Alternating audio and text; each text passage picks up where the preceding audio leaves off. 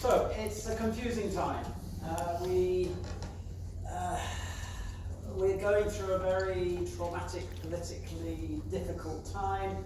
The food industry is having to face up to this situation without knowing exactly what will happen in just a few weeks' time. So I'm going to try and shed some light on the situation and just give you some thoughts, because some of you may be going off into industry in the summer when some of the changes will have happened, we hope, or we expect, or perhaps you don't hope.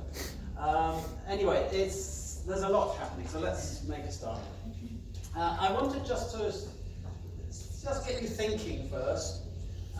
This is an ingredients list, and you can see these things which are E numbers. What does the E stand for? Europe? Yeah, Europe. Okay, so these are European numbers derived from the European Union. What happens when we leave the European Union? Do we still have E numbers? Do we just have numbers? Do we change the system?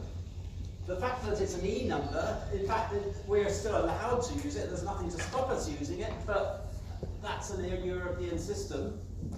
We don't see that many E numbers on labels now, because most manufacturers and retailers want to put the full chemical name on. But there is this E number system. The E stands for Europe. If we're not part of the European Union, then what system are we going to use? Another E, which presumably stands for Europe. This is to do with the weight statements. It denotes the average weight system is being used. It complies with European Union requirements for average weights. It doesn't stop us using it, having left. It still may indicate that we are complying with the average weight system of the European Union. But at the point of import, we will be a third country. At the point of import into the European Union, or the importer has to guarantee that that E mark is actually true and does actually comply, the product does comply with the requirements of the European Union's average weight system. So there will maybe have to be more checks on products which are going from the UK into Europe to justify using that little E. As I said, it doesn't stop us using it, we still are compliant, but the procedures which subsequently have to follow are linked to the presence of that little E on the label. Veterinary symbols. On the packages of meat or animal-based products, there has to be a veterinary inspection, and at the moment you have to put a health mark on the product. So this is the health mark that you see on products. You may not normally notice it, but it's there. Again, you see EC, E for Europe, C for communities. It still sort of exists as a concept as opposed to the European Union, but it's embedded within the European Union. But the legislation in Europe says, which we are currently a part of, says you're not allowed to use EC on a label if it is not from a member state. So on the day we leave, or the day after we leave, technically, if there is no agreement, then all of these products which have this EC on them are illegal for export into Europe if they've got that EC. We have adopted, and it's part of the changes coming through, there is now a national thing which has the same symbol but without the EC. But that's something which has been recognised as something that needs changing. Okay, so that's by way of just getting you thinking as to that, yes, well, the European regulations and so on are all embedded within what we currently do and what we are currently, what we accept as part of the European, the UK legislation is embedded within what the European Union does, and vice versa, I suppose. So what am I actually going to be really taking you through? As I said, I'm going to go through some of the details of the regulation bit quite quickly, and then get on to some examples of how that's being applied in practice, and then hopefully have a bit more time to look at future options and some final thoughts. Article 50. Yeah, it's there. This is what everybody talks about. This is the process. there is a fairly short article. This is in the treaty that we signed up to on the European Union, and it says basically that a member state can withdraw. And so this is what has been happening. This is the process that we are going through. It says we have to notify the European Council of it, and then there has to be a negotiation. And within that, it talks about an agreement setting up arrangements for withdrawal, and so that's why people are talking about a withdrawal agreement, because that's the wording that we have got here in Article 50. But also taking account the future relationship. Now, we don't really know what the government, the politicians in this country want in terms of a future relationship, and that's obviously been one of the big issues, trying to sort that out. What happens is, once we've notified, we have got, according to this article, we have got 2 years. So to negotiate this withdrawal agreement and to agree it and adopt it, and then if that doesn't happen, we cease being a member state as of that time, 2 years after the notification. Unless we get the agreement for an extension, which is there, but it has to be unanimously agreed, and that's debatable as to whether that would be unanimously agreed. So that's Article 50. What's actually happened in practice? Well, we had the referendum, June 2016, which Leave won. Yeah, there's no doubt about that, but it was fairly close, but that obviously creates issues. But let's say yes, Leave won. So, March of 2017, that letter went from Theresa May across to the European Council to say, we want to withdraw. And so that started the 2 years of discussion. And eventually, 18 months later, last November, we had the withdrawal agreement in draft, ready to be signed off, along with this political statement about the future relationships. But after that delayed vote, Parliament has said, no, we're not happy with it. So that's been rejected. So that's sort of the process of Article 50. In the meantime, there has been this Act of Parliament, European Union Withdrawal Act of 2018, back last June, I think it was, June 20th, adopted into law. So, this Act exists. This is the one which puts into UK legislation the fact that we are withdrawing from the European Union. And the very first article there, repeal of the European Communities Act. Now, the European Communities Act is the thing which puts into place all of the procedures linked to being a member of the European Union. So that is repealed on exit day. That's the law. And towards the end of this act, there is some definitions, and there is a definition of exit day, and that definition says it's the 29th of March 2019 at 11 o'clock in the evening, 11 p.m. So it's not a day, it's a moment in time that prior to that we are a member of the European Union. If this act actually takes place, which is there on the statute book, this will happen unless it's changed. And so a moment after that, we won't be a member of the European Union. And so everything else that comes from being a member at that point in time will fall away, because this act says the European Communities Act is repealed on exit day. As you are aware, this was controversial going through Parliament, and there was a lot of debate about whether there should be this meaningful vote. And so there was this clause put in, parliamentary approval of the outcome of the negotiations. And this says that that withdrawal agreement has to be ratified, it has to be approved by Parliament, and it has to, as it says here, be approved by a resolution of the House of Commons. And that's what Theresa May is trying to get through at the moment. She's trying to get a positive vote for this withdrawal agreement, because that's what the law says. She has got to do that. It also, interestingly, and it gets less publicity this bit, it also says there has to be an Act of Parliament passed to implement the withdrawal agreement. Now, I suspect that that will just be a very short act saying, yes, the contents of the withdrawal agreement are part of UK legislation. But it still has to happen. If it's not, the withdrawal agreement isn't ratified by the UK and we just drop out of the European Union. So that's the stage we're at the moment. Today, 19th of February 2019, we haven't got this thing agreed. If nothing is agreed, we drop out. No deal, exit 29th of March, that's it.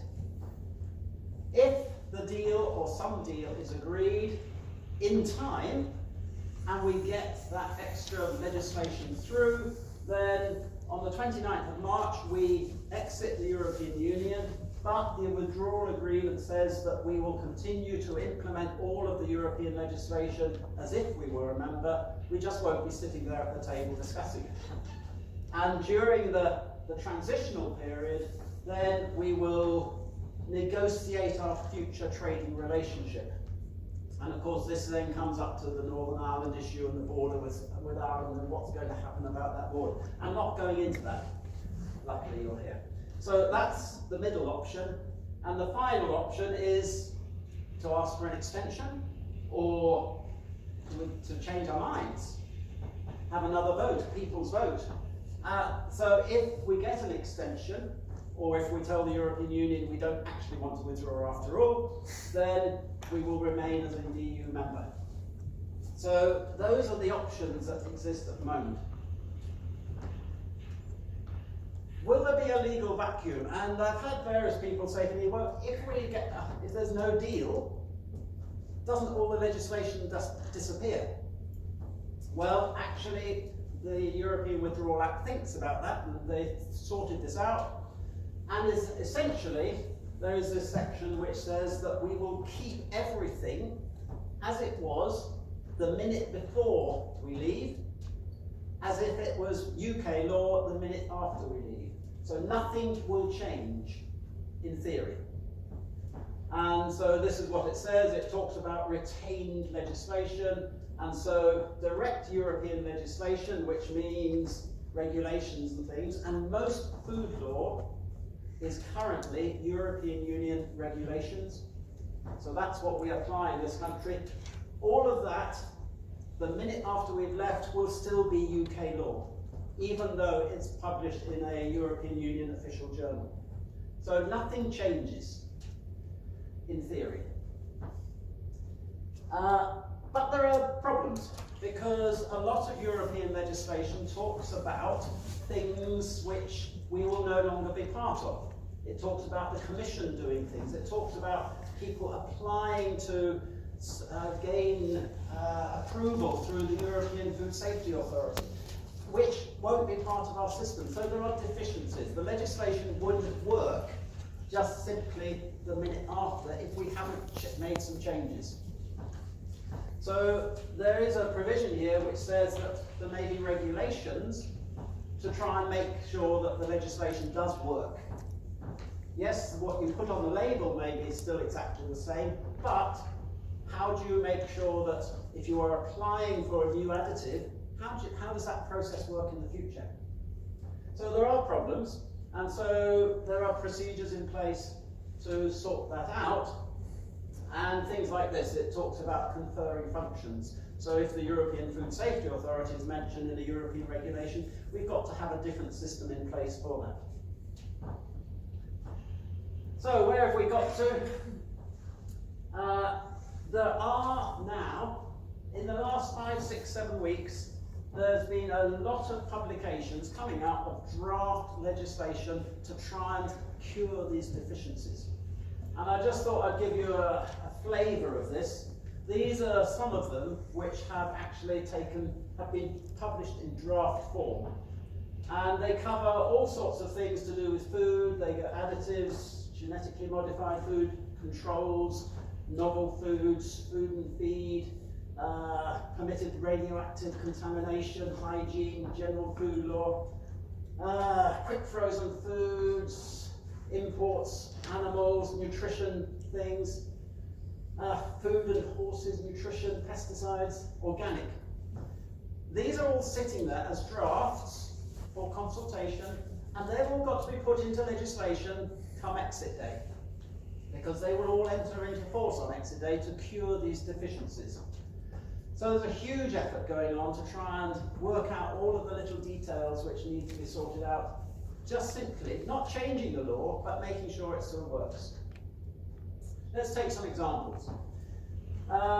There's this draft, Food Amendment EU Exit Regulations 2019, and within it, it talks about a regulation of the Council on provision of food information to consumers. This is the regulation which applies all of the requirements on food labels, the nutrition labelling, the size of the fonts, the words on the ingredients list. This is the regulation which the food industry has been applying for a number of years now. So it's what we're used to.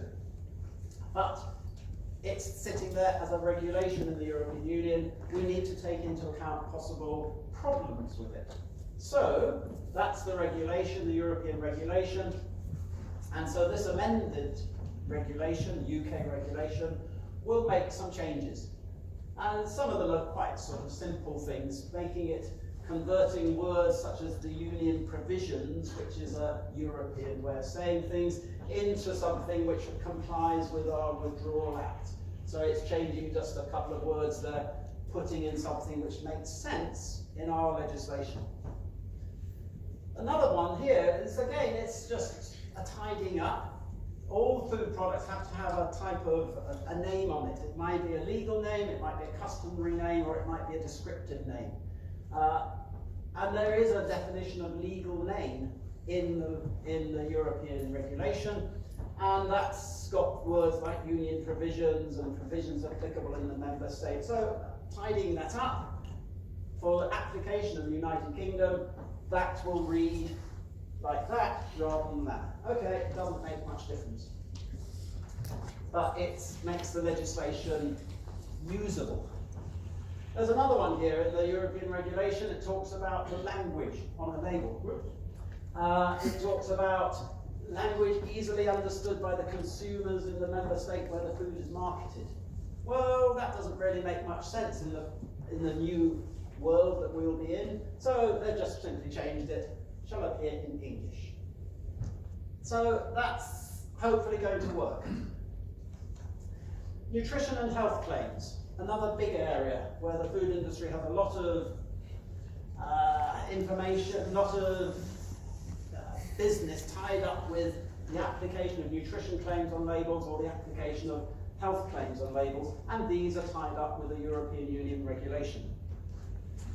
And so there is this draft regulation here in the UK which will amend, for the purposes of the UK, this regulation. Now this is a bit more complicated, because at the moment the European regulation requires that health claims are approved through a system involving the European Commission and the European Food Safety Authority.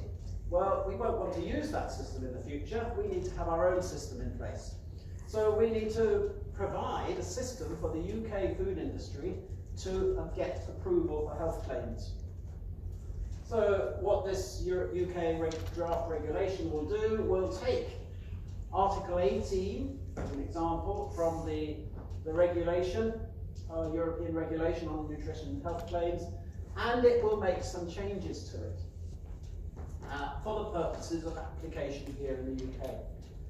And just sort of this introduces another issue to do with Brexit, and this is devolution. Because health matters are devolved in the United Kingdom, so Scotland has responsibility, the Scottish Parliament, the Scottish Government has responsibility for health matters in Scotland.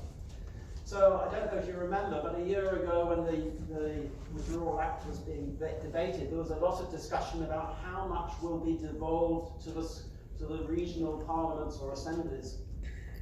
And so in this, you can make an application for a health claim either for the United Kingdom as a whole, or you can apply for the health claim to be just for England, Scotland, Wales, or Northern Ireland. So this is putting into place devolution for health matters, because health claims are a devolved activity. And so it then goes on and it inserts where you will have to send it to.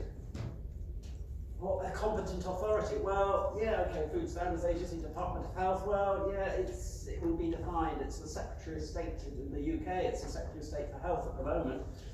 How will we operate that remains to be seen.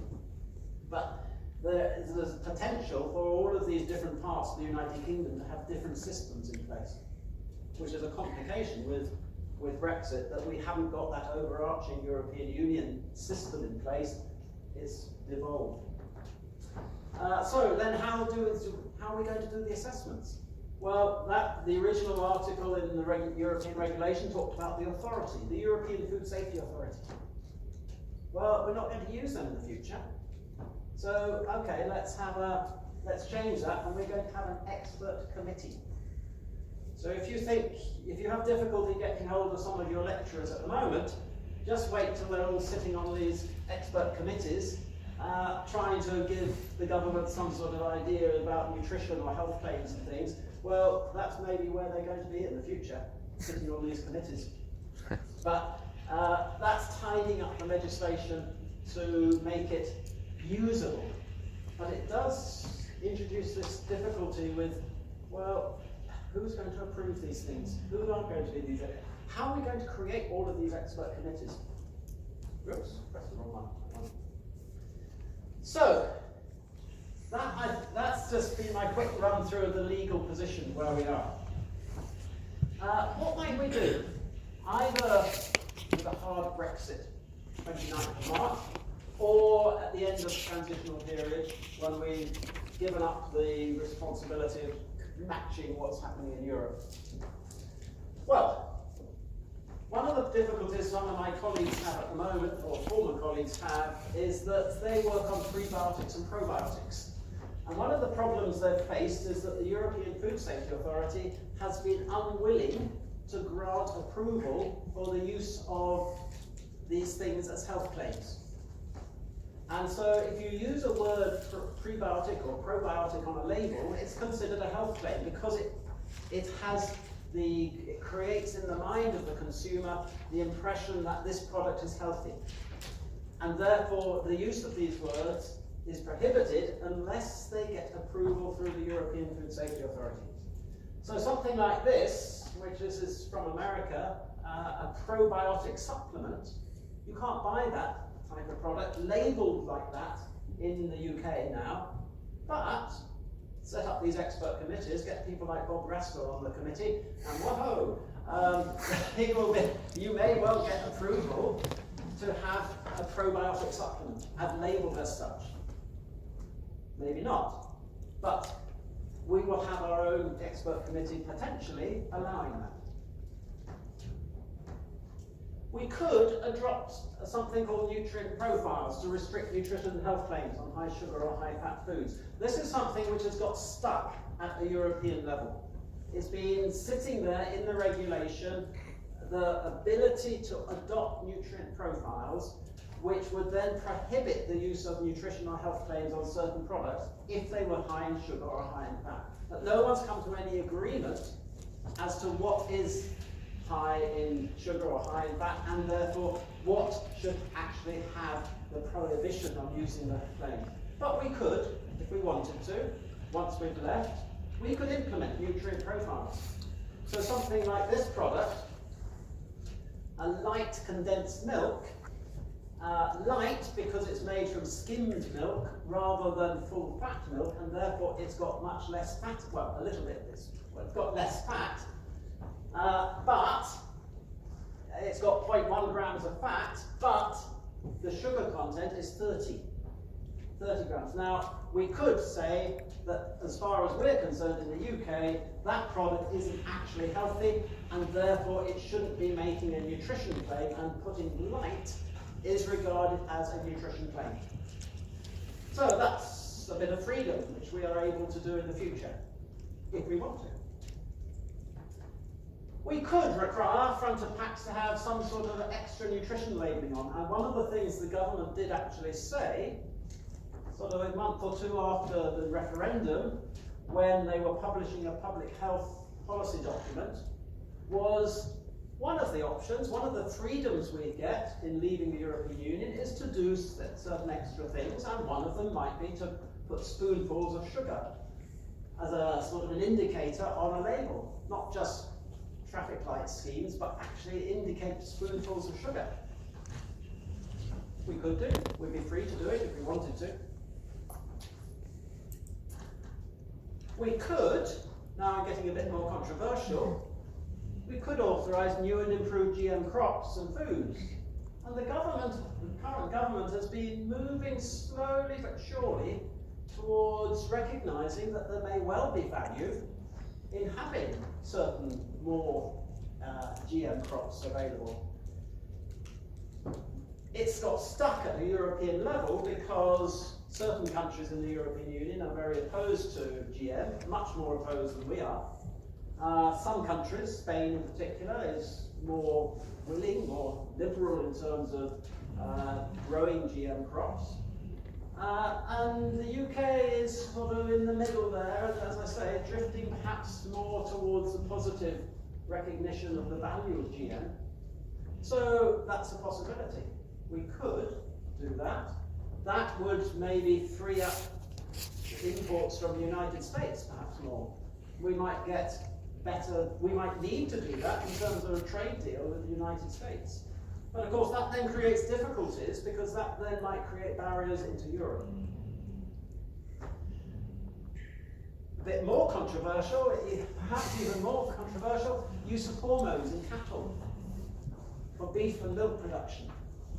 Something which happens in the United States with apparent no safety problems for people. There are concerns perhaps for animal welfare, but the arguments accepted in the United States are that those are these are acceptable ways of producing more beef and milk. And this diagram here is taken off an American website talking about Brexit and trying to promote the export of cattle or beef to the United Kingdom or after Brexit. So there is that potential that, yeah, at the moment the European Union says no. And it's been a big battle through between North America and Europe through the WTO, the World Trade Organization. And it's sitting there as a sort of a compromise, and it's not regarded as a safety issue, but it may well be considered much more of an animal welfare issue, and something that the European Union currently has been unwilling to accept. But potentially we could decide that that's an acceptable process. We may be willing to do that. One of the complications is that we won't have the protection of the European Union to say, oh, well, it's not our fault, we would want it, but it's the European Union which is stopping us. So at the moment, we're in that nice position where we're able to say, oh, well, sorry, we can't have hormones in our beef or our milk, but it's not our decision. With Brexit, it will be our decision. So we may well find that we are put under a lot of pressure to accept GM crops and beef and milk from the United States if we want a trade relationship. Just looking then at the situation, this is a diagram of our imports. As you can see, about 3/4 of food and drink imports, non-alcoholic drinks, comes from the European Union at the moment. About a quarter comes from other countries. So we've got a huge import trade from the European Union. That's not going to change particularly. We can still accept products coming in. The difficulty though is the exports. On the imports, we could free things up if we accepted more GM crops, if we accepted hormones in beef and so on. We might increase the non-EU imports, but Michael Gove has said we will ensure that our agriculture is protected and that we will ensure that we produce high quality products, which is what our consumers want. Well, they do, but they also want cheap products. And these imports coming in from other places which we're currently protected by the European Union from importing from, if you see it as protection, the farmers are worried because potentially there will be cheap imports coming in, which could undercut quite substantially what the products that we produce from our own farms. So that balance might change, but at what cost? Our exports, it's about the same, as you can see. Most of it, 3/4, 2/3, 3/4, is to the European Union. We export to other countries, but again, in the future, what will we be able to do? The problem, of course, is if we change our legislation, if we allow in more GM crops, if we allow in hormone-treated beef and milk, what's that going to do with our trade to the European Union? It will put at risk the ability in the future to have free trade outside us from the UK into Europe. There will have to be more checks at the frontiers. What will that do to the Northern Ireland situation and the border there? It's a very tricky situation. So let's just think of what are the unknowns. I've mentioned the expert committees and EFSA, so we're setting up expert committees. Are we really going to completely replicate what goes on at the European Food Safety Authority? They are actually just being given increased authority. There's a new regulation going through the European Parliament, and it's probably actually going to be agreed and adopted before the end of March. It will probably become part of our legislation, but we won't actually have access to EFSA in the future, unless the withdrawal agreement, which might say that we're allowed to, but we will set up our own expert committees. They will look at novel foods, they'll look at pesticides, they'll look at additives, they'll look at health claims, they'll look at GM crops. There's a lot of scientific work that needs to be done. Will we simply adopt the EFSA opinions, or will we go our own way? Prebiotics, probiotics, there's a possibility there, but what will that do in terms of trade? There is this system called the Rapid Alert System for Food and Feed. This is a digitally based, internet-based system which transfers information rapidly around the European Union if there is a crisis. If there's a problem with some imported food, or if some country notifies that they've identified a contaminant in some food products, there is a system which allows all the member states to be alerted urgently about the problem, and then action can be taken. Outside the European Union, we won't be a part of that. We may be able to buy into it, but that's for the member states to decide whether they want us to be part of it in the future. They may say, no, this is part of being a member of the club. It's a benefit that comes from membership. So we may not be able to be in that in the future. We might get limited information because some of that information is publicly available, but there's a lot of information which is behind the scenes and is confidential to the participants in the system. Veterinary approvals for imports. Those health marks, which are on our products, are also on all imported meat products or animal-based products. And that system is applied through a European system of veterinary approval, and the European Union sends out people to other countries to investigate their systems. They report back to say whether or not those countries are complying with the European Union hygiene regulations. What will we do? Will we send out our own veterinary inspectors to all of these countries? Will we simply accept what the European Union has done, but that's according to European Union regulations? We may develop our own regulations which may say something slightly different. We don't know. These are unknowns. And ultimately, quality systems, quality standards. Do we want to go for high quality?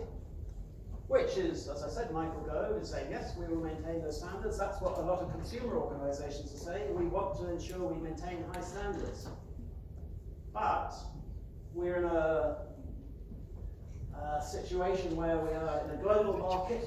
We may need to develop trade deals to keep barriers down, to allow us to export more. But a consequence of that may be that Countries like the United States might say, okay, you can have a trade deal, but we want to export to you. We want benefits. We want to be able to export our beef, our milk, and other products. So will there be a trade-off? It's an unknown. We just have to wait and see. Some final thoughts. This was a paper, a briefing paper that came out from a food research collaboration involving City University and University of Sussex and the Institute of Environmental Health. And they published this paper last November because it's to do with environmental health and what should local authorities be doing to prepare food Brexit plans. And there's a lot of detail in this, but one of the final comments is a bit disturbing. Potential for social disorder. Food supply problems have a long history of leading to disorder. The government is mindful of this, as are the big retailers, hence the activity with regard to stockpiling, and I've heard that that's happening. Local authorities must recognise that just-in-time systems have minimised storage. There is a shortage of storage space. And that while some actions can be taken to prevent serious food scarcity and unaffordable prices, there is a limit to what local authorities can do. Now, whether that actually is going to happen, who knows, but the potential is there.